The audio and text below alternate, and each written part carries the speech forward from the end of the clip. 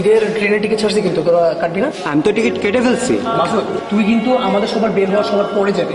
তুই ঈদ শেষ করে আমাদের সবার আগে এসে ফেরত আসবি। আইসা যদি রুম অসুন্দর না দেখছি আমি। ঠিক আছে, রুমটা একদম পরিষ্কার করে ফেলবি। সাবধানে যাবেন মামা। বাড়ি যাবো না আজকে? বাড়ি কিভাবে যাবো বলেন মামা? কেন?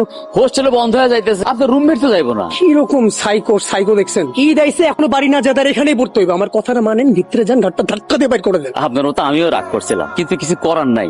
এতিমখানায় মানুষ হয়েছে, ঈদে যাইবো কই? যাওয়ার জায়গা নাই।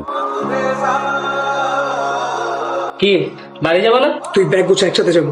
আমি তো ঈদে কোথাও যাবো না, বাইরে যে ভিড়। না গেলে আমারে বুঝান।